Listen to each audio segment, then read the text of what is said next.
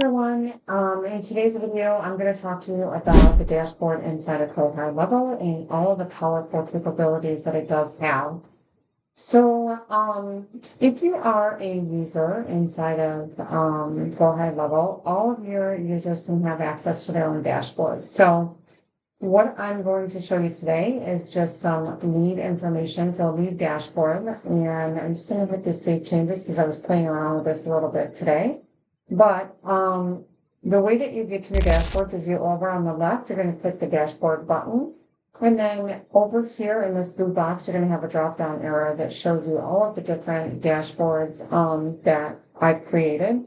So in this one, I'm going to actually look at sales leads, but I've also created another one just called pipeline.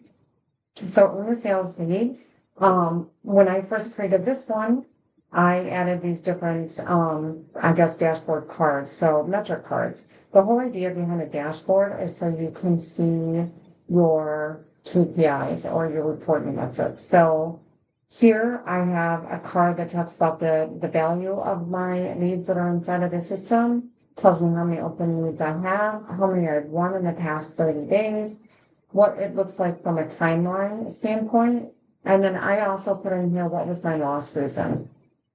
Now, if you want to change any of this, you absolutely can. So we go up here and change the dates. So you can do this year, you can do this month, you can do whatever you want there.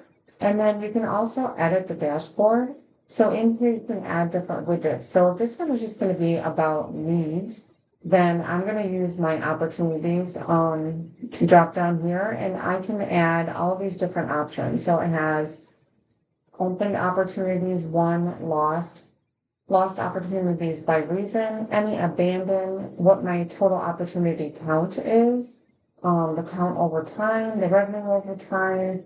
Once you select which one you would like to use, you can click in here and then you can absolutely do some additional things. So in here, you can do it by count, you can do it by sum, you can do it by average, you can change the way that the bar looks. You can also do a breakdown daily, weekly, monthly, quarterly.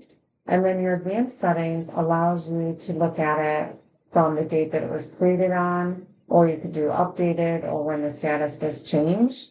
And then you could do the dashboard range that you talked about up above. And what I really love is the comparison.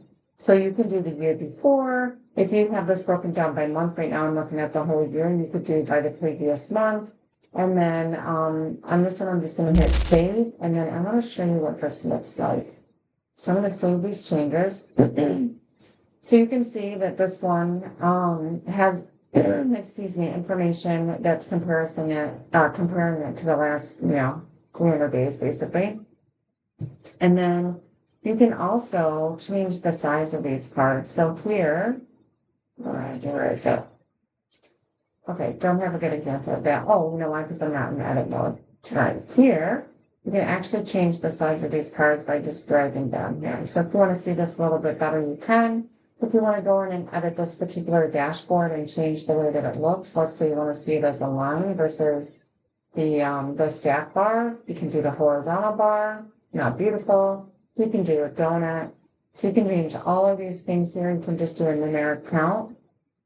I tend to like, let's say the same price table.